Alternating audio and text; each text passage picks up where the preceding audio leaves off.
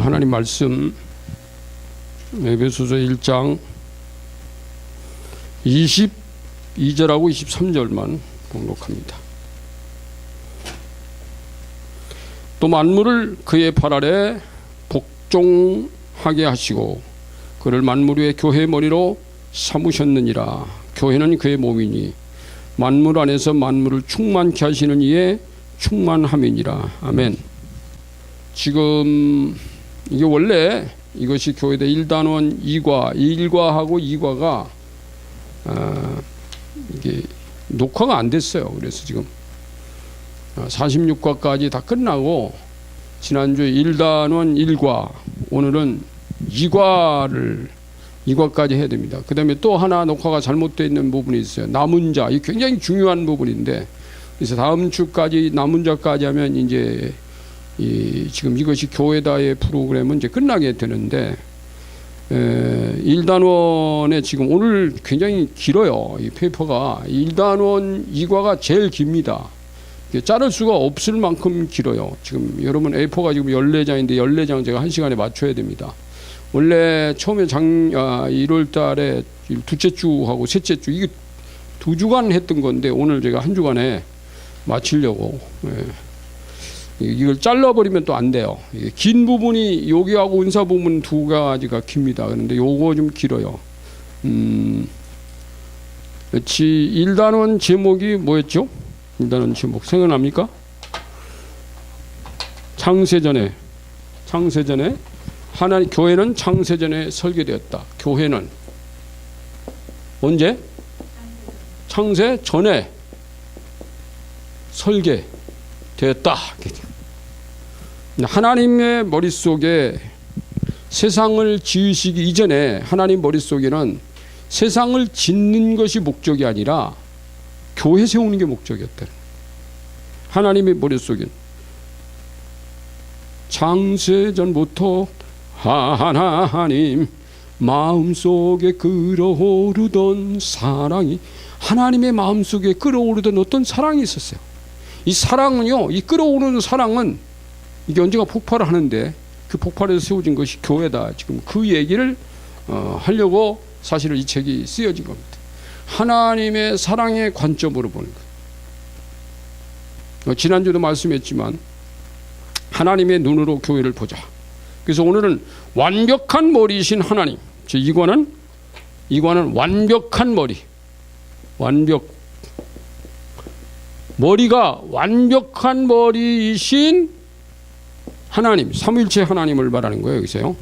지금 이게 그래서 오늘은 제가 서두에 이 설명을 길게 하는 것보다는 요 그림도 이제 좀 그리게 했지만 이 설명보다는요 많이 읽고 가는 방식으로 해야 될 것 같아요. 그래야 빨리 시간을 줄일 것 같아요. 그래서 여기 이제 그 하나님의 사랑의 개념을 어떻게 해야 할 거냐. 그래서 오늘 또 이제 이 단계적 교회 형상으로 나갑니다. 이 형태로 나갑니다. 단계적 교회로. 근데 이 교회 그러면 이따 그리겠지만 교회 그러면 인간이에요. 인간하고 하나님하고 교회 만들어가는 거예요. 거기 천사가 필요하죠. 인간하고 하나님하고 교회 만들어갑니다. 하나님의 머릿속엔 천사가 관심 있는 게 아니에요. 마귀는 전혀 관심 없어요. 그러면 결국은 하나님하고 하늘나라에서 살 놈이 아니니까 나중에 무조건 속에 들어가려면 하나님하고 같이 살 자는 인간이에요. 인간. 우리 인간을 돕기 위해서 천사가 필요했고 그런 거죠. 자, 그래서 오늘 여기 문장을 한번 보세요. 하나님 나라는 이미 창조 전에 하나님이 계획하신 설계도대로 창조에서부터 천국까지 착오 없이 진행하고 계십니다. 창조에서부터 천국까지입니다. 이제 일단 그 교회마다 이제 설명을 하겠지만은 완벽한 머리이신 하나님 이렇게 되잖아요. 그런데 이쪽으로 당겨야 되겠다.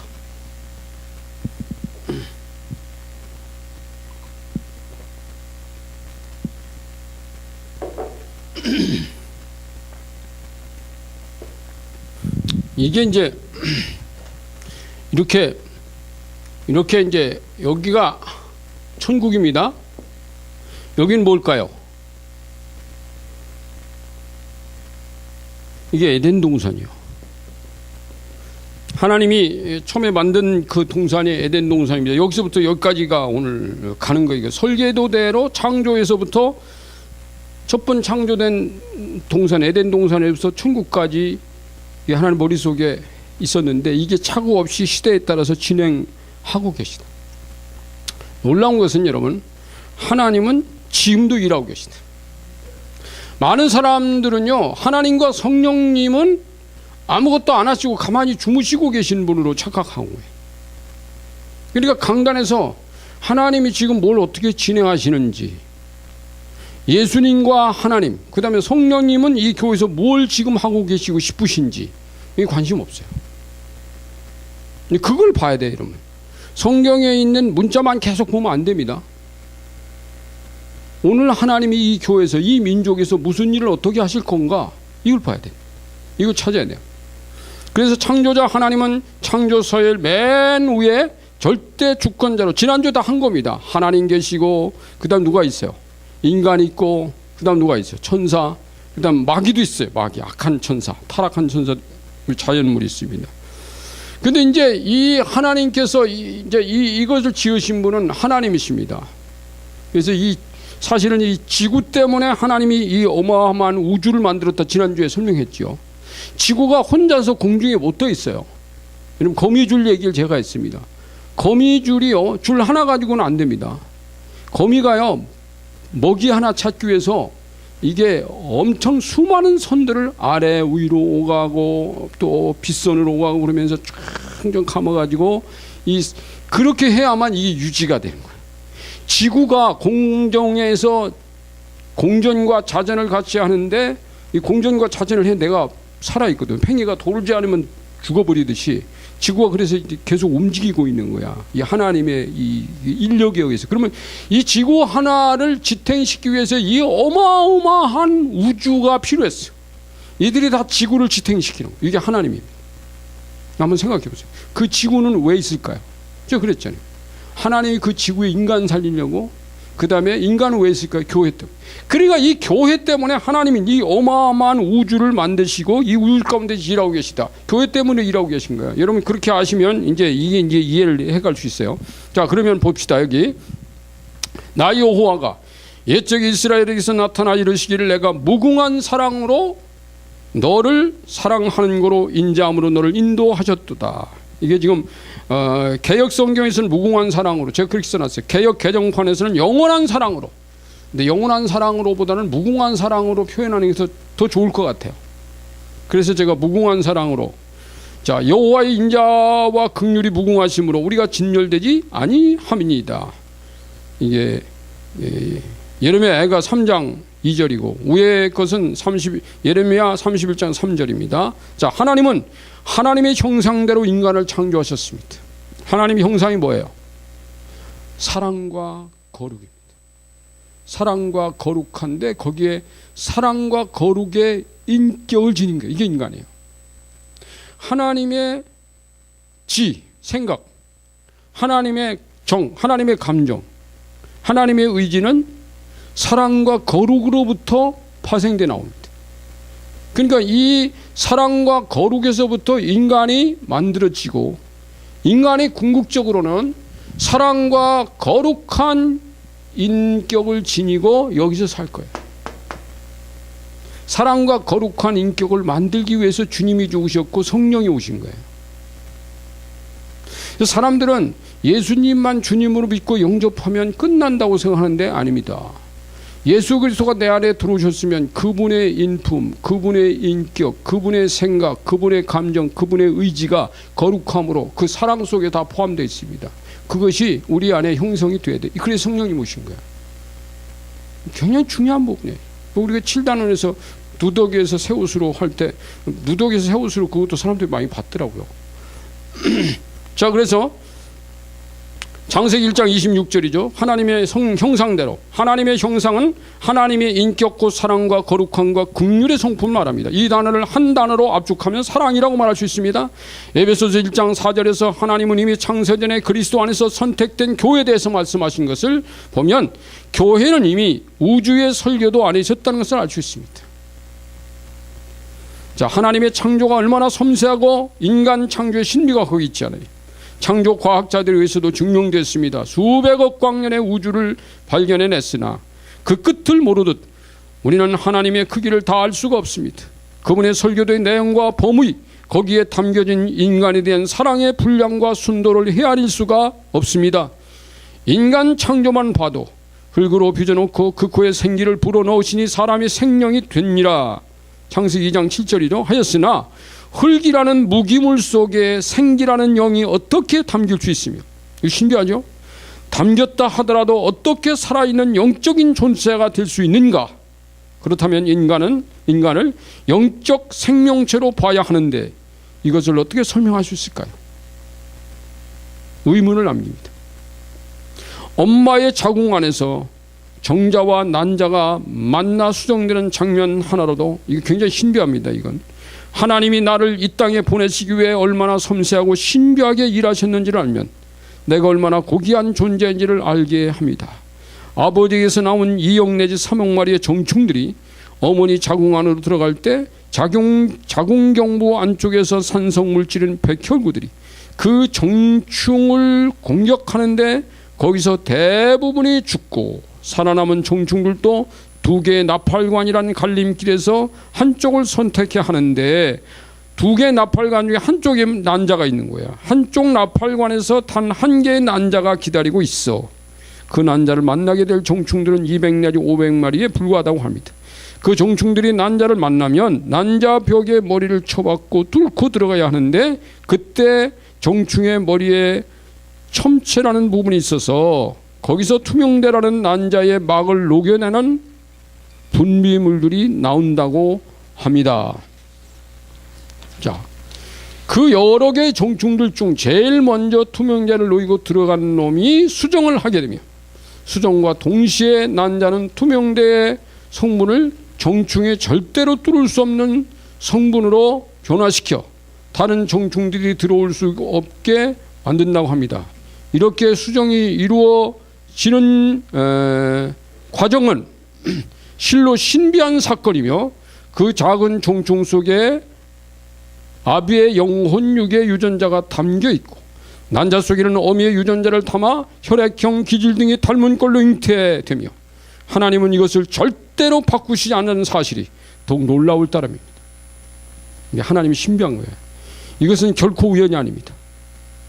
하나님의 완벽한 계획 속에서 이루어지는 필연입니다. 하나님의 필연을 자꾸 우연으로 바꾸려고 그래요. 인간들은. 인간 창조 이야기를 읽으시고 하나님이 당신을 얼마나 사랑하신지를 표현해 보시고 당신의 존재 가치를 통해 보세요. 내가 얼마나 귀한 존재인지 여러분 알죠? 내가 이 땅에 우연히 태어난 건 줄 아십니까? 필연이에요. 내가 필요했어요. 내가 이 지구상에 하나님이 필요해서 보내셨다니까. 여러분 믿으십니까? 아멘. 자, 인간 창조의 이유. 자, 하나님이 영원히 함께 살 사랑의 동반자로 인간을 창조하셨습니다. 사랑은 퍼져야 할 누군가를 필요로 합니다. 하나님은 하나님 속에서 끌어오는 사랑을 퍼내어 누군가에게 주어야 했습니다. 그게 인간이었습니다. 그래서 먼저 인간에게 필요한 천사를 창조하시고 자연물을 채우신 다음에 인간을 창조하셨습니다. 그리고는 그들과 더불어 하나님의 나라 교회를 세우시고 그들을 데리고 천국으로 갈 계획이었습니다. 하나님 나라가 성립되려면 영토와 백성과 주권과 그에 따른 법률이 있어야 합니다. 하나님 나라는 인간이 백성이었고요. 법률은 여호와 하나님이 그 사람에게 명하여 이르시되 동산 각종 나무의 열매는 내가 임의로 먹되 선악을 알게 하는 나무의 열매는 먹지 말라. 내가 먹는 날에는 반드시 죽으리라. 창세기 2장 16절 17절 간단한 내용이 이게 법률이에요. 그런데 하나님은 그 나라에 적군도 두셨습니다. 이 사탄이. 그 적군은 하나님과 싸울 군대가 아니라 교회와 싸울 군대였습니다. 왜냐하면 하나님의 교회는 싸워서 이긴 자들의 모임이어야 했기 때문입니다. 필연적이에요, 이것도요.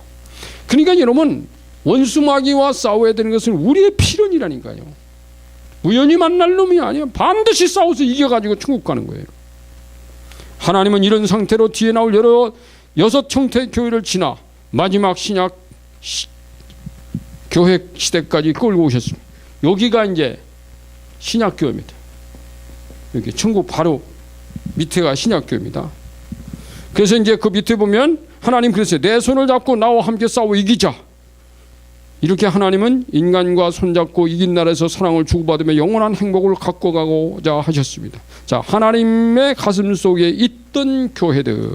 자, 7단계의 교회들이 있습니다. 요게 설명하는데 좀 시간이 걸릴 것 같은데요. 거기 보면 자, 저는 본서에서 신약교회 탄생하기까지 에덴동산 교회, 그 다음에 무슨 교회? 노아방주 교회. 노아방주 교회.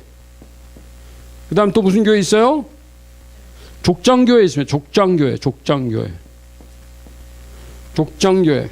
이 족장교회는 누가 있냐면 아브라함, 이삭, 야곱, 또 누가 있을 것 같아요?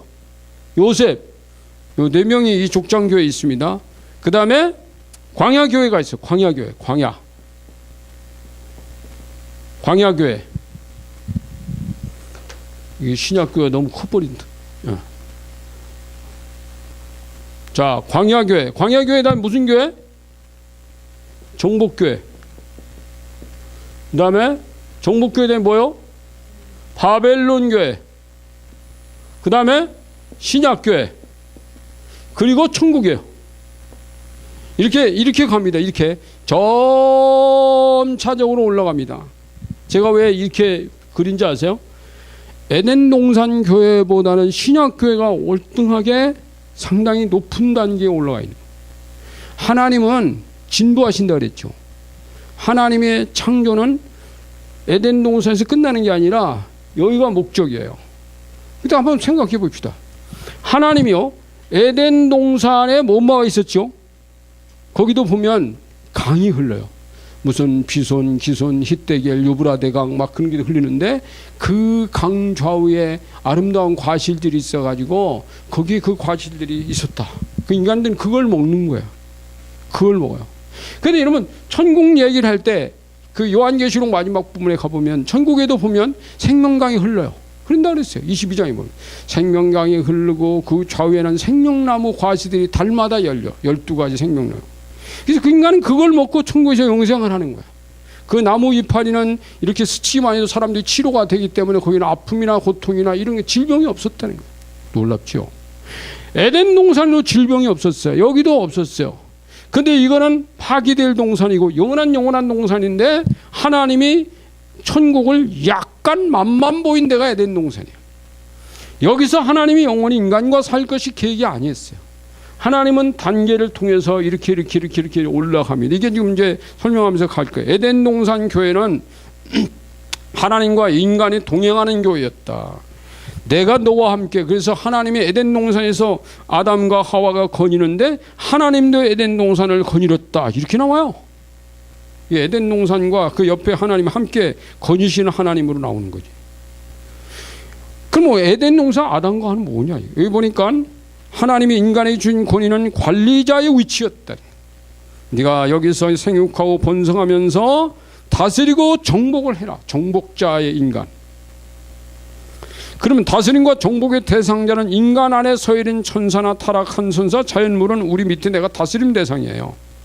에덴 동산에서 하나님 인간이 약속하신 복은 생육하고 번성의 땅에 충만하고 에덴 동산의 법은 각 동산 각종 열매를 내가 입으로 먹되 선악을 알게 한 나무 열매. 이게 법이에요. 하나의 법 하나. 얼마나 간단합니까? 여러분 우리가 천국을 가는데도 어떤 법으로 천국 가죠? 이 복잡한 성경을 다 암송하고 이 말씀을 다 잘 지켜야만 천국 간다고 그랬습니까? 이러면 아무도 못 가요. 뭡니까? 죄에 대하여라면 저가 저를 믿지 아니하며. 네가 하나님이 그랬어요. 내가 너에게서 찾을 죄는 딱 한 가지 찾겠다. 죄에 대하여라면 네가 저가 누구예요? 예수님을 믿지 않으며 그 한 죄만 죄다. 그러니까 여러분 이 땅에서 인간이 실수하는 거 가지고 자꾸 캐물을 거 없어요. 인간은 실수하고 넘어질 수 있어요. 그거 가지고 자꾸 물고 늘어지는 거는 비겁한 거예요, 여러분. 그건 하나님 마음이 아니에요. 하나님은 내가 지은 죄는 어떤 것도 물고 늘어지지 않아요. 딱 하나. 네가 이것만 지키면 돼. 믿었는가? 뭘 믿었는가 이제 쭉 나오죠. 이제 예수 그리스도를 보내시고 그 하나님이 이 땅에 오셨는데 그 하나님이 인간 되신과 그리고 너희 안에 오신 성령이 네 안에 계신가 성령이 확인되면 되는 거예요, 여러분. 그래서 그 다음에 이제 그게 에덴 동산이에요. 그 다음에 노아 방주, 이게 설명 다 읽을 수가 없어요. 노아 방주 교회는 뭐야? 노아 방주 교회는 사랑과 공의가 플러스된 교회. 우리 지난번에 공부할 때 다 했던 겁니다. 여러분, 사랑에는 공의까지 포함되어 있어요. 사랑의 매. 사랑의 매. 제가 써놓은 시 가운데요, 찬주가 제게 말했던 시가 있는데, 그 엄마한테 팍 혼나고 어느 날 학교를 가는데 울며 가는 게 나한테 발견됐어요. 왜 울며 가? 아침에 걔가 울고 가는 거야. 그래서 왜 울며 가? 너 엄마한테 혼났구나. 근데 그랬죠? 그랬더니 그렇대. 고개만 끄덕끄덕. 설명은 안 해요. 얘는 말은 안 하니까요. 설명만 끄덕끄덕. 이제 그 다음에 이제 며칠 지났어요. 옆에 차를 탔어요. 또 그때 너 울며 갈 때 엄마한테 맞았니? 그랬더니 예, 그래. 그래도 엄마가 너 때려. 엄마 밉겠다. 너 때리는 엄마 되게 밉지? 그랬더니 아니에요. 사랑의 매라잖아요. 와, 그 말에 내가 감동받았어요. 그래서 바로 가서 시를 썼어요. 그걸. 사랑의 매. 이게 여러분, 정말 이 사랑 속에는요, 공의가 포함된 매도 있어요. 사랑하기 때문에 매도 때리는 게 이게 하나님이에요, 여러분. 그러니까 이 노아 방주 교회는 인간의 죄는 반드시 심판받는다. 그런데 구원받을 수 있는 건 뭐냐? 이 배만 타면 된다.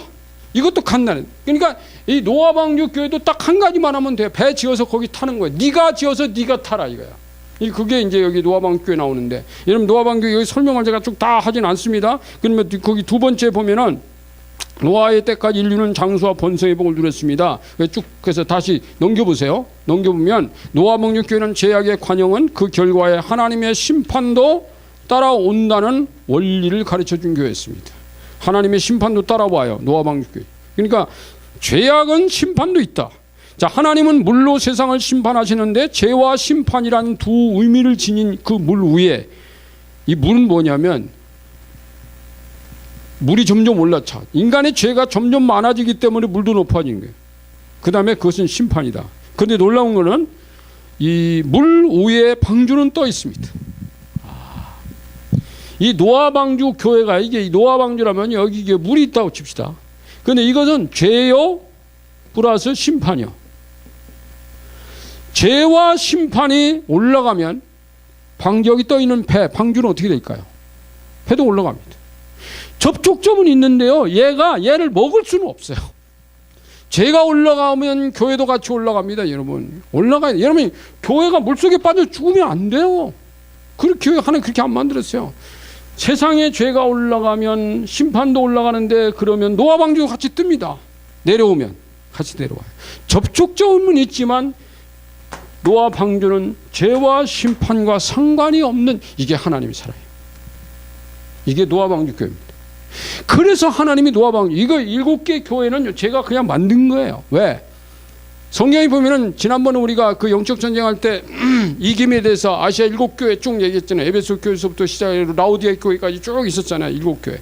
근데 놀랍게 바울 서신이 보낸 편지도 7개 교회에게 편지를 보내요. 로마 교회, 고린도 교회, 갈라디아서 교회, 에베소 교회, 그다음 빌립보 교회, 그다음 또 어디입니까? 데살로니가 교회, 또 하나 있죠. 골로새 교회. 7개 교회가 나옵니다. 여기도 7개 교회 제가 나눈 거예요. 이렇게 나눠져요, 성경이. 제 성경을 보다 보니까 이렇게 나눈 교회가, 이게 다 교회예요. 자, 근데 자, 하나님은 그 다음에 중간쯤, 하나님은 노아 방주 교회를 통해서 최후의 남은 자들로 교회를 삼으신다는 것을 하나님 계획하셨다. 나는 죄와 심판이 있다고 하더라도 여기 남은 자 몇 명? 8 식구. 여기 최후의 남은 자야. 이게요, 나중에 이 신약교회가 이렇게 거쳐서 오면서 여기에 남은 자, 신약교회는 남은 자예요. 최후의 남은 자. 이 사람이 여기 가는 거예요. 여기 남은 자가 살았듯이 여기서 남은 자는 천국에 간다. 그래서 하나님은 남은 자로부터 다시 시작하는 거예요. 이 남은 자. 그래서 다음 주에 제가 남은 자까지 하고 이제 교회 이거 끝날 거니까요. 자, 그러면 여기 이제 그 쭉 보면은 쭉 그럼 밑에 건 여러분이 읽어보시면 됩니다. 이제 족장교회를 봅니다. 족장교회. 족장교회는 아브라함, 이삭, 야곱, 요셉 제가 이렇게 써놨죠. 자, 그런데 이 교회는 신약교회 모형이기도 합니다. 그랬어요. 왜냐?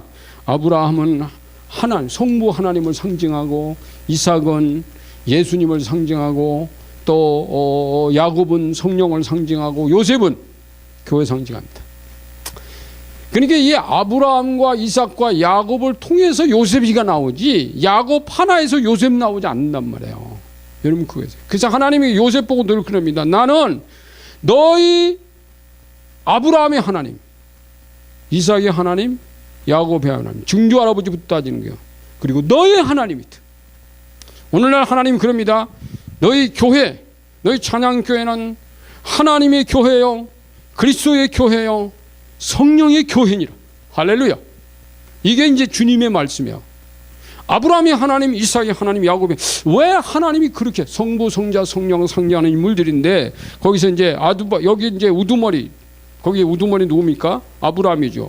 그러니까 여러분, 사무일체에서도 제일 우두머리, 이 주도권을 누가 잡는다 그랬어요? 하나님이 잡으신다 그랬잖아요. 여기 다 설명해서 여러분 공부한 거 부분입니다. 자, 그러면 자, 아브라함을 이제 아브라함 교회인데 저 밑에 이제 그 까만 점이 있잖아요. 아브라함을 갈대아 우르에서 인도해내신 분은 하나님이시지만, 느헤미야 9장 7절에 하나님이 갈대아 우르에서 인도해내셨다고 느헤미야 9장 7절에 나와요. 그 마음이 창세기 11장 31절도 나오고요. 그 마음이 주 앞에 충성됨을 보시고 언약을 세우셨다. 느헤미야 9장 8절에 이거는. 하나님이 충성됨을 받대요. 갈대아 우르에서 아브라함이 하나님의 점수를 땄어요. 그래서 하나님이 뽑으셨대요. 근데 그 점수가 뭐 대단한 점수겠어요? 자, 아브라함을 하나님을 상징하는 인물이라고 하는 데는 이스라엘 교회가 그로부터 시작되었다는 것뿐 아니라 열국의 아비, 창세기 17장 4절 5절, 믿음의 조상, 창세기 15장 6절, 로마서 4장 9절부터 12절, 칭혹 때문이기도 합니다. 자, 하나님을 상징하는 아브라함에서 아브라함을 믿음의 조상이라는 말을 맞다 해도 하나님을 믿음의 조상이라는 표현은 적절하냐? 여러분 생각을 해보세요. 아브라함이 하나님을 상징하는 인물이라면 그러면 하나님이 믿음의 조상이 적절한가에는 하나님이 아브라함이 약속하실 때가 가리켜 이렇게 맹세할 자가 자기보다 더 큰 이가 없으므로 자기를 가리켜 맹세하여라는 말이 히브리서 6장 13절에 나옵니다. 하나님은 자기의 이름으로 맹세하세요. 왜요? 그게 제일 큰 맹세거든. 그러니까 여러분, 인간 내가 하나님 이름으로 맹세하노니 이거보다 더 좋은 맹세는 없다는 거예요. 그러나 그런 맹세는 헛된 맹세는 잘 하지 말라고 하셨죠. 자, 그런데 보면 저 밑에 아브라함은 뭐의 근원? 복의 근원이었습니다. 하나님은 복의 근원인 아브라함으로부터 이스라엘 교회의 근원이 되도록 계획하셨고 신약교회까지 연결시키셨습니다. 아브라함은 하나님의 말씀을 따라갔습니다. 아브라함은 하나님의 부르심을 받았을 때 그 후손들과 그 씨에 대한 계획을 전혀 모르는 상태로 따랐습니다. 그것이 아브라함의 하나님과의 동행과 순종이었습니다. 하나님은 하나님의 계획을 일일이 다 말씀하시지 않았지만 아브라함이 순종하고 따르는 데는 하나님이 그를 그렇게 따라오도록 조종하고 계시다는 것을 주목해야 합니다. 자, 그러면 여러분 보세요. 왜 하나님이 아브라함 부르셨을까? 자, 쭉 읽을 시간 없어요. 아브라함 부르신 목적이 두 가지, 크게 하면 두 가지입니다. 하나님이 이 노아 방주에서 이 아브라함 부르신 일은 뭘까요? 하나님이 아브라함 보고 앞으로 이 광야를 통해 정복과 바벨론의 교회를 만들어갈 땅을 네가 먼저 발로 밟아라. 아브라함이 먼저 그 땅을 밟게 하셨어요. 그 다음에 아브라함에게는 첫 번째는 밟는 거고 두 번째는 뭘까요? 네 아들을 모리아의 산에서 제물로 바쳐라. 이것 때문에 이게 제일 큰 거예요. 네가 나를 상징한다면 내가 인류 구원을 위해서 내 아들, 내가 인간의 몸을 입고 이삭처럼 내 아들을 보낼 건데 네가 내 아들을 제물로 바칠 산이 모리아다. 모리아라는 지역의 산이야. 여기가 예루살렘이에요. 놀라워요? 모리아의 산에서 제물로 바쳐라. 그리고 이삭이 제물이야. 모리아의 산이. 그러니까 이 아브라함과 이삭 교회는 뭐냐면 네 아들 바치려고 너 불렀고 너는 네 아버지 말 따라서 모리아에서 제물 대라. 이것 때문에 두 교회 세운 거야. 근데 됐어요 안 됐어요? 됐잖아요. 됐어요. 그대로 됐어요. 이건 바보처럼 왜 아버지가 누라니까 눕고 아버지가 할라 중에 치세요 이러고 누워있다니까요. 도망도 안 가요. 참 놀라워요 여러분. 양이라는 걸요 털 깎으려고 딱 이렇게 머리털을 딱 잡더만 길을 딱 잡더라고요. 잡으면 양이 가만히 있어요. 이만한 바리깡 가지고 막 몸을 막 다 밀어요. 쭈쭈쭈쭈쭈.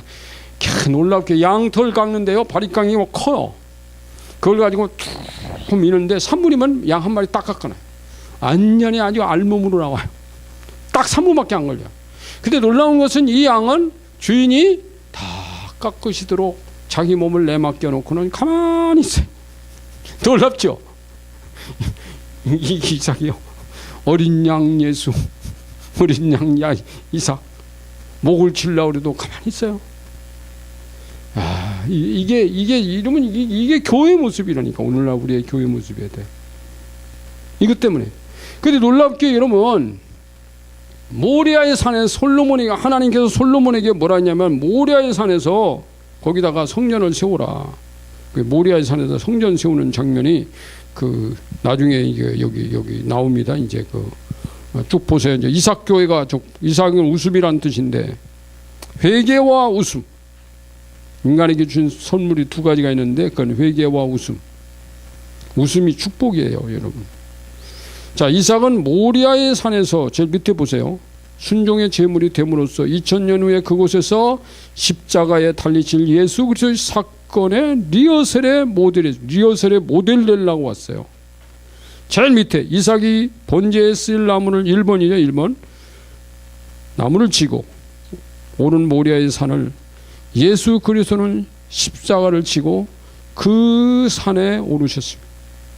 이삭이 오른 모리아의 산에 솔로몬은 성전을 세웠고 역대하 3장 1절이 놀랍죠. 그 성전이 세워진 그 산에서 예수님은 죽으시고 부활하셨다. 그러니까 여러분 놀라운 거 한번 보세요. 자, 아브라함이 자기 아들 데리고 모리아의 산으로 갔어요. 모리아의 산 이삭은 제물이 됐어요. 하나님께 제사 드린 거예요. 인간을 속죄하는 속죄의 제사예요. 그런데 그 산에다가 성전, 구약의 성전 세우는 거기서 끊임없이 피 흐르는 성전 속죄의 제사가 속죄만 있는 건 아니에요. 여러분 제사법이 이 5가지잖아요. 근데 그 속죄 제사만 있는 건 아닙니다.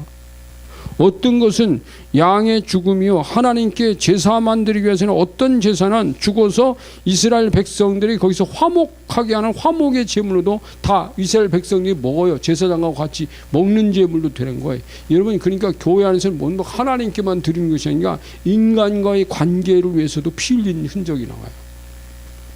이렇게 본다고 그러면 복음을요 예수 그리스도가 십자가에 죽고 10만 복음 이렇게 말할 수 있는 게 아니라 구약의 제사는 어떤 피는 그 양들이 피를 흘림으로 그 백성들끼리 그 고기를 나눠 먹게 하기 위해서도 피 흘린 사건이 나와요.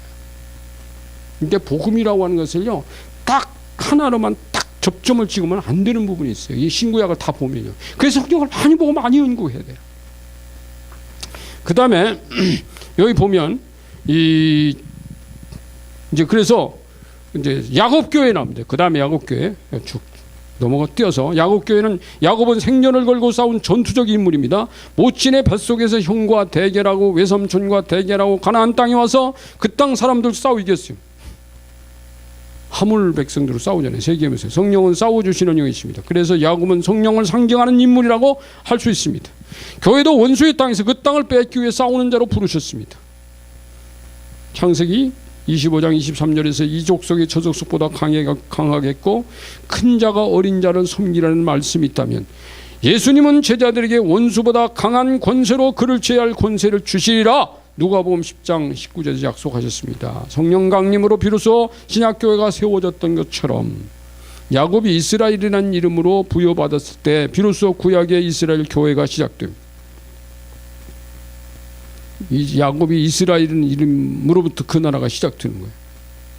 그러니까 성령이 오니까 자 야곱으로부터 이스라엘 민족이 시작되듯이 신약교회도 야곱의 상징이 성령이 오심으로 신약 교회가 세워져요.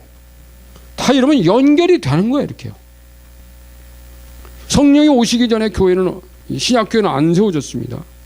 그래서 이러면 성령 시대의 교회들에 대한 예표라고 그래요. 그래서 그 밑에 보면 야곱은 많은 위기를 극복한 성령 장면을 보여줍니다. 그래놓고 끝부분에 가서 이는 성령 시대의 교회들은, 교회는 그래서요, 성령 시대 교회는 야곱이가 당했던 고난을 극복하는 것처럼 고난 가운데서 이 극복해가는 게 교회 모습이에요. 야곱은 그 고난의 행군은 미래 교회에 어떻게 연결되어 가는지를 모르고 묵묵히 견뎌냈으나 그것이 하나님과 동행이며 순종. 자, 교회는 주님을 위해서 고난당하고 견뎌내는 것이 하나님과의 동행이다, 그런 뜻입니다.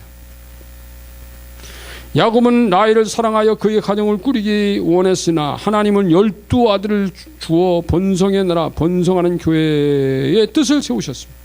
한 여자에게만 장가가려고 그랬는데 여자가 4명이 된 거예요. 이게 아버지 뜻이었어요. 12지파. 자, 하나님을 향한 경외와 복종의 뜻이 담기지 않은 제사나 예배는 하나님께서 받지 않으십니다. 놀라운 거는요, 이 족장교회, 이게 노아방주 교회도 마찬가지지만 이들이 가는 곳마다 제물을 드렸어요. 제물. 하나님께 제물을 드렸어요. 제사를 드렸단 말이에요. 그때 그 제사라는 것은 뭡니까? 다 짐승이 죽는 거예요. 짐승이 죽어서 제사를 하나님께 드리는 거예요. 희생의 제사를. 그래서 이 교회들은 하나님과 우리 사이에 어떤 희생의 제사가 필요하다는 거예요. 하나님이 자기 아들을 제물로 바친 희생이 있는가 하면 교회도 하나님께 드려야 될 희생의 제사가 가는 곳마다 있었다는 거예요. 이 필요하다. 하나님, 당신만 나한테 손해보고 하나님이 나에게 은혜만 주시고 난 당신에게 드릴 것이 없습니다. 이 교회 아니에요. 그래서 나도 주님 앞에 어떤 고난과 역경과 어떤 희생이 따라서 하나님께 드려져야 된다. 이 교회라는 거예요. 그래서 여러분, 교회는 세상과 싸워 이기는 희생이 필요한 거예요. 자, 요셉교회, 이건 애국교회입니다. 요셉교회를 저는 애국교회, 관호 요셉교회는 애국교회라고 이름 붙일 수 있습니다. 요셉은 아브라함, 이삭, 야곱, 이스라엘에서 나온 교회를 상징하는 인물로 조명되는 자입니다. 이렇게 했죠. 야, 요셉은 하나님의 계획과 약속의 암호, 사인을 받고 37장 5절부터 11절 창세기요. 이 뜻에 절대 순응하여 하나님의 뜻을 이루어드리는 과정에 하나님 교회. 야, 하나님이 꿈의 2가지를 보여줬잖아요. 아버지, 어머니와 또 형들이 자기 절하는 것을. 이걸 요셉이가요, 머릿속에 오랫동안 가지고 있는 거예요.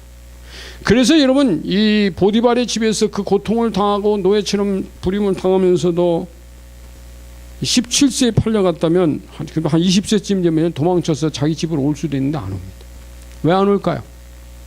하나님이 내게 그려준 그림이 어떻게 될까? 내가 여기서 우리 집에 간다면 그 그림은 지워지지 않는다. 이 그림을 하나님이 성사시키려고 나를 여기까지 심어놓은 거예요. 아멘. 그러니까 여러분, 우리는 내가 원치 않는 어떤 고난과 역경에 들어가더라도 그게 아버지가 나를 그곳으로 이끌어 가시는 과정이에요. 대한민국에 탄 남자들은요, 나이가 한 20세가 나면 군대를 가야 되는데 이것은 하나님이 이끌어가는 과정이에요. 안 가려고 발버둥 치지 마세요. 가는 것이 아버지 뜻입니다. 아멘. 그래서 내일 하나 군대 가잖아요. 내일 우리 교회에서 한 명이 군대를 갑니다. 자, 이스라엘 교회가 애굽에서 시작된 것과 그래서 요셉을 부르신 이후의 과정이 시편 105편 17절 45절에 기술되었어요. 나중에 기록해야 되는 부분도 있는데 여러분, 자, 하나님은 좀 제일 밑에 보세요. 요셉 한 사람에 대한 계획으로 인해서 애국과 근동 민족들의 풍년과 흉년이 교차돼. 이 요셉을 총리로 세우려고 흉년 풍년이 7년. 와, 요셉을 총리 세우려고 하나님이 그 중동 지역에요, 풍년 17년, 흉년 7년을 만들어가는 거예요. 요셉 한 사람 세우려고. 이게 아버지 뜻이에요. 요셉이 없었다면, 요셉이 보디발의 집에서 그 감옥에 가가지고 전옥으로 있지 않았다면, 요셉이가 순종하지 않았다면 흉년도 풍년도 없습니다. 아, 놀랍죠. 이게 한 사람과 연결된 사건이 한 사람이 아니잖아요. 애굽에 이 요셉을 통해서 애굽 교회를 만드시, 이게 필요했어요. 족장교에서 애굽 교회가 필요하니까 광야 교회도 나오는 거예요. 자, 그래서 이제 광야 교회 나오잖아요. 요셉이 읽으신 후 느낀 점을 아래 기록해 보십시오. 제가 그러겠는데 여러분 쓰시면 되고요. 광야 교회는 모세 교회라고 부를 수 있는 광야 교회, 애굽의 노예가 하나님의 군대로 탈바꿈 하는 현상이에요. 광야 교회는 출애굽한 이스라엘이 하나님의 국가 교회로 탄생한 교회로서 모세 교회라 칭할 만큼 모세의 인도 아래 광야에서 보낸 시기입니다. 광야의 이유는 신명기 8장 2절 3절에서 나타나 있습니다. 왜 광야로 보냈나? 이스라엘의 본성은 곧 그들이 애굽의 견제를 받아 애굽 학대를 받게 되는 원인이 되었습니다.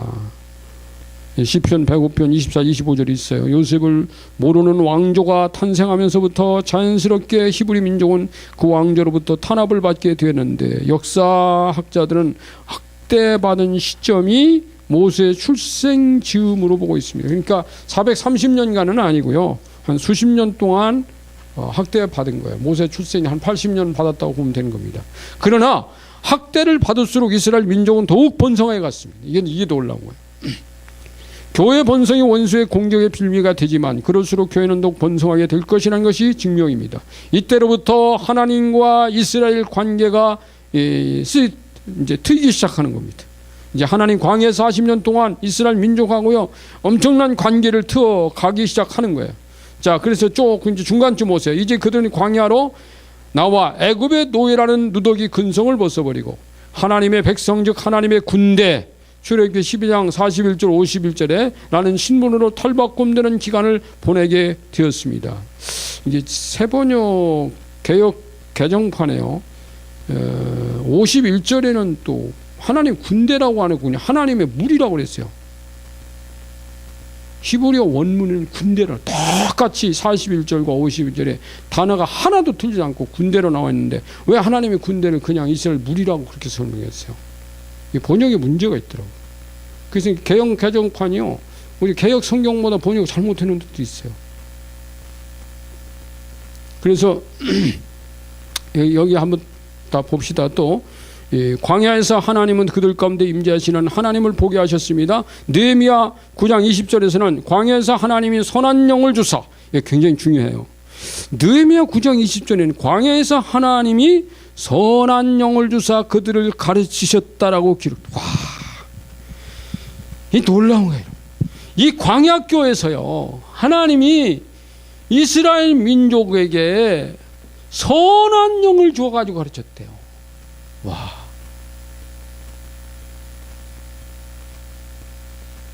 그걸 하나님이 느헤미야에게 알려주셨어요. 교회는 하나님이 임재하시는 곳이어야 한다는 것을 보여주신 것입니다. 비록 뜨겁고 황량하고 척박한 땅이 광야 사막에서 오직 하나님과 그 말씀만이 삶의 공간인 것을 경험하게 하셨다는 거예요. 그 광야에서 이제 지루함과 기다림하고 싸워 이기하는 곳이었다 그랬죠. 그다음 정복교회로 갑니다. 정복교회. 정복교회 이제 10페이지로 가세요. 자, 여기 이제 정복교회까지 왔어요. 저기가 정복교회입니다. 근데 이 정복교회의 중심에는 누가 있습니까? 광야교회는 모세가 있고 정복교회는 다윗이 있습니다. 다윗이 정복교회 중심이에요. 정복교회는 이제 여호수아로부터 시작이 되잖아요. 이제 시대가 이제 쭉 정복교회 시대가 굉장히 길잖아요. 이렇게 긴데 한 몇 년 가나. 정복교회 시대는 한 500년 가네요. 이렇게 긴 시대를 가는데 정복교의 목적은 하나님의 구원의 빛이 이스라엘로 하여금 가나안이라는 좁은 공간을 정복하는 데 머물지 않고 더 나아가 하나님의 구원의 빛이 온 이방인의 땅까지 이렇게 정복교회가 500년이 아니라 700년 800년 가네요. 이렇게 가는 나라입니다. 자, 그러면 하나님은 정복교로 하여금 모세의 율법을 따르라고 하시고 이 모세의 율법이 이 정복교의 법이었어요. 그러니까 이 하나님이 광야 시대에 주었던 법이 정복교회. 하나님은 왜 광야를 주셨냐? 정복하려고. 바벨론에게 정복당하라고 한 게 아니에요. 이 땅 아브라함에게 약속한 땅을 네가 발로 밟고 정복하라. 그래서 광야에서 주었던 하나님의 율법이 정복교의 율법이 됐어요. 법률 그대로예요. 안 지키면 손자는 왜 나타나요? 하나님의 율법을 다시 강조하려고 나타나요. 회개하시오. 선자들 메시지는 이거예요. 회개하라고. 왜 광야에서 준 하나님 말씀 안 지키나? 왜 하나님을 버렸냐고? 왜 이 정복교회 이 정복이지에 있는 이 백성들하고 같이 놀아나냐고? 이들 신 섬기고 이들 왜 따라가냐고? 이들의 종교, 이들의 문화, 이들의 습성이 왜 따라가냐고? 회개하라고. 이게 정복교회예요. 그래서 이 교회는요, 교회가 제일 많이 할 것이 회개하는 겁니다. 회개. 정복교회 중심에는 다윗이 있었습니다. 중간쯤 있죠. 위에 두 명령을 다 이루어드린 인물은 다윗밖에 없습니다. 다윗이 이제 이 아브라함이 밟았던 땅을 다 정복했어요. 네. 그리고 율법을 다 지켰어요.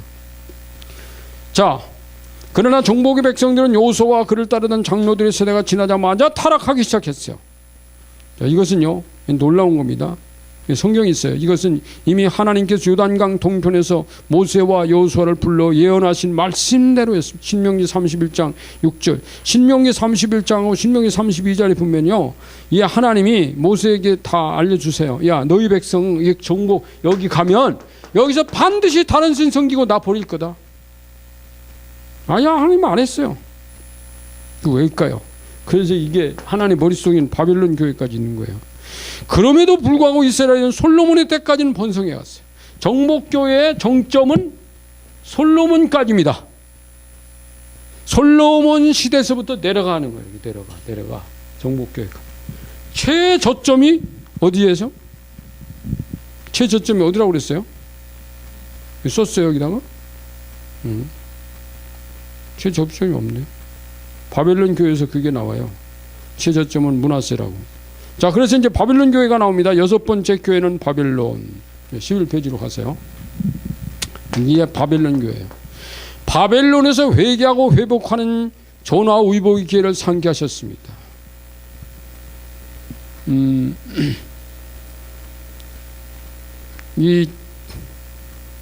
그 제일 밑에 보면 이제 바벨론 교회 끝 부분이죠. 정복교회 끝이 아닌데 그 뒤도 있습니다.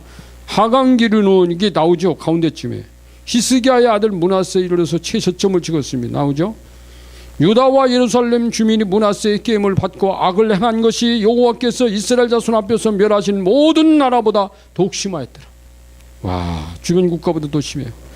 바벨론에 패망하는 이유를 하나님을 버리고 영적 간음인 우상 숭배인 한 므낫세에 지은 모든 죄 때문이다 하셨으나 므낫세만의 책임이 아니었습니다. 예레미야 5장 19절에서는 여호와를 버리고 너희 땅에서 이방 신들을 섬겼은즉 이와 같이 너희 것이 아닌 땅에서 이방인들을 섬기리라. 이게 바벨론이에요. 그래서 바벨론 교회로 간 거예요. 여기 애굽에서 묶여있대. 그래서 하나님 광야로 끌어내서 정복을 했는데 다시 이 애굽, 이 광야에 있던 이스라엘 백성들이 틈만 있으면 애굽으로 돌아가겠다, 애굽으로 돌아가겠다, 애굽으로 돌아가겠다. 이게 뭐냐면 애굽의 문화와 애굽의 종교, 애굽의 신에로 가 있다는 거예요. 이 사람들이 여기서 이 지역, 자기들이 사는 지역의 신에게 노예가 되는 거예요. 애굽의 신에게 노예가 되듯이 정복지의 신에게 노예가 되면 하나님이 이 백성들을 다시 뭐 하는 거예요? 묶이게 하는 거예요. 그래서 바벨론으로 끌고 왔어요. 너희 여기서 묶여봐. 80년 동안 여기 70년 동안 여기서 묶입니다. 묶여. 이게 바벨론 교회입니다. 자, 예레미야 32장 밑에 보세요. 공간 26절부터 35절까지 읽으시고 31절 32절 아래에 기록해 보십시오. 야, 이게 시간이 없어서 제가 읽겠습니다. 자, 이 성이 건설된 날부터 오늘까지 나의 노여움과 분을 일으키므로, 하나님이 예레미야 통해서 하신 말씀이에요. 내가 내 앞에서 그것을 옮기려 하노니 이는 이스라엘 자손과 유다 자손이 모든 악을 행하여 내 노여움을 일으켰음이라. 그들과 그들이 왕들과 그의 고관들과 그의 제사장들과 그의 선지자들과 제사장 선지자들까지 다 유다 사람들과 예루살렘 주민들이 다 그러했는지 하나님 버렸어요. 그래서 내가 바벨론을 끌고 간다. 그러므로 하나님은 예레미야에게 이 백성을 위하여 기도하지 말라. 내가 듣지 아니할 거야. 두 번이나 말했어요. 지금 예레미야 7장 16절 11장 14절 바벨론 포로 시대를 예언했던 대표적인 예언자가 예레미야와 에스겔이었습니다. 바벨론 침략의 이유는 이방신에 묶인 것이었습니다. 예레미야와 에스겔 가증한 행위 때문이라고 해서 그 결과는 칼과 기근과 전염병 때문. 이게 결과예요. 칼과 기근과, 칼은 전쟁, 기근은 기근이고 자연재해, 전염병, 질병으로 내 심판할 거야. 가증해서, 가증하다는 말은 더럽혔어. 자, 예레미야서만 80번이 넘도록 만군의 여호와가 나와요. 12편 한 편이 더 넘기세요. 하나님이 칼을 들고 천사를 데리고 와 심판한다 이거예요. 전쟁한다 이거예요. 자, 바벨론 교회는 광해교회에 달리 돌아와서 대다수가 성전 재건과 그 다음에 이건 에스라 5장이죠. 학개서 스가랴서에 나와 있습니다. 여호와의 말씀으로 돌아가는 갱신과 회복 운동을 일으킨 것을 보아 바벨론에서 회개하고 그 남은 자들이 하나님께로 돌아오는 기회를 엿볼 수 있어요. 왜 하나님이 이 민족들을 바벨론에 집어넣냐면 이 결국은 바벨론에서 남은 자를 통해서 신약으로 끌고 와요. 바벨론에 가서선 여기 이 제사의 이 광야와 정복교회에서 드리는 이 제사 제도가 없어져요. 그리고 이 양을 잡고 하는 이 성전이 없으니까요.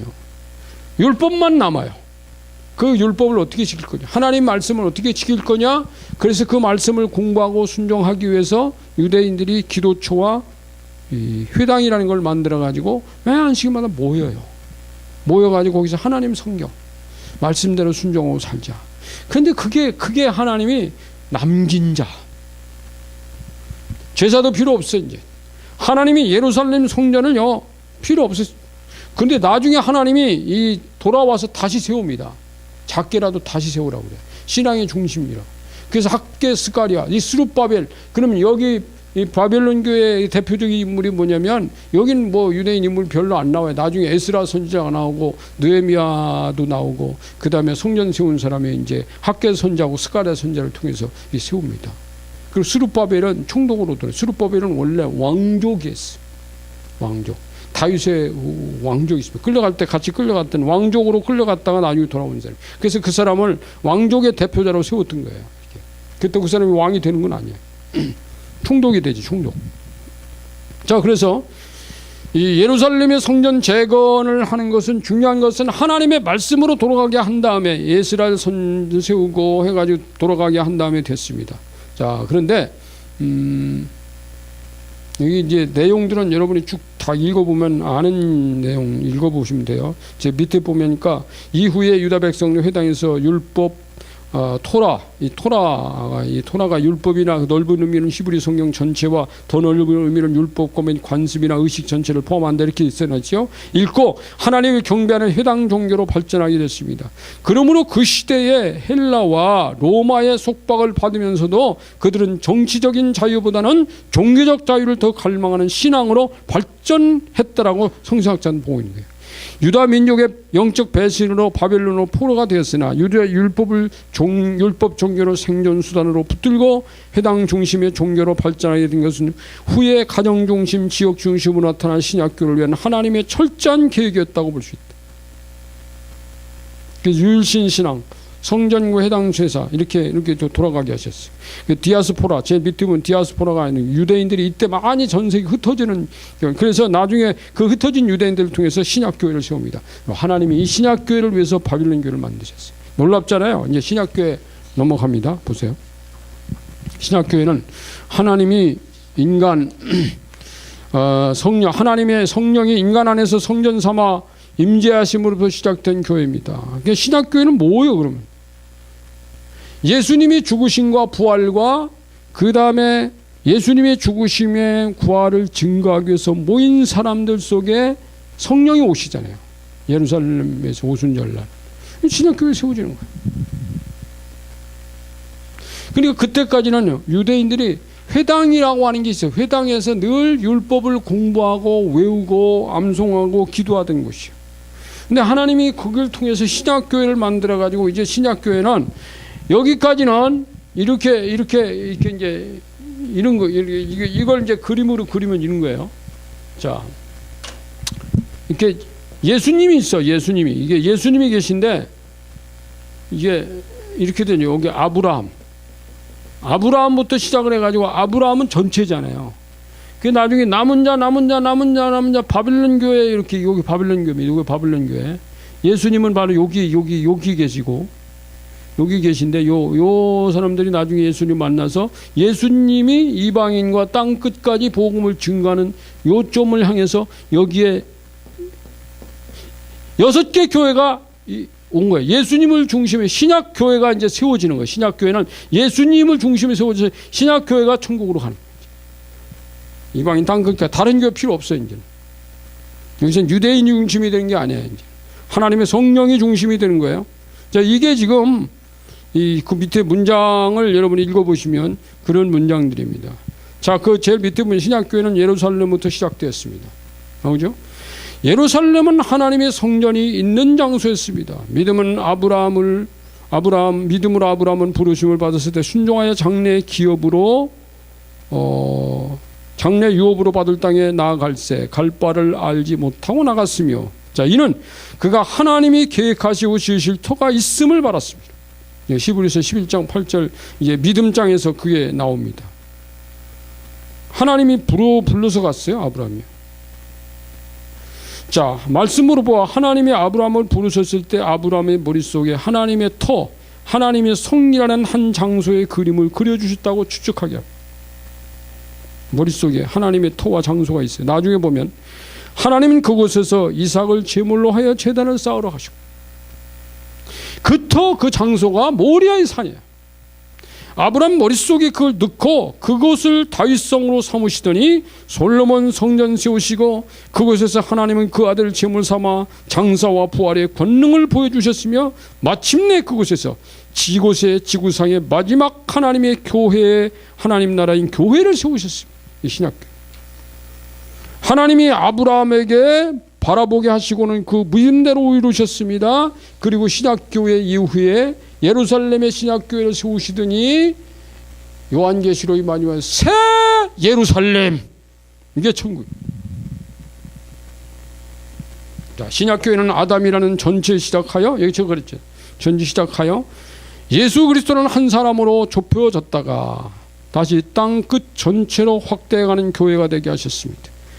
이것은 모든 사람에게 주어진 기회처럼 보일지라도 신약교회와 영원한 하나님의 나라 교회에 들어온 자는 그 시대마다 남겨진 자들로 채우셨습니다. 다가 아니었어요. 이것은 구약이든 신약이든 동일한 원리가, 구약에도 남은 자가 있어요. 다가 아니에요. 유대인이라고 다 하나님께 무슨 하나님 백성 된 줄 아십니까? 이스라엘, 북왕국 이스라엘을 하는 덩터버리죠. 자, 이사야 10장 20절부터 23절, 로마서 11장 5절 7절입니다. 이것은 보이지 않는 영적 전쟁에서 최후 승리한 자들에게 주신 권리입니다.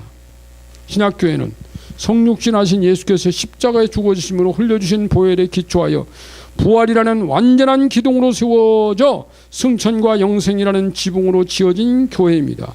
주의 죽으심과 부활이 없었다면 교회도 없습니다. 이것이 영세전부터 감춰져 있던 복음이며, 로마서 16, 25절이에요. 이것을 믿는 것이 믿음이며 교회는 이것의 증인입니다. 할렐루야.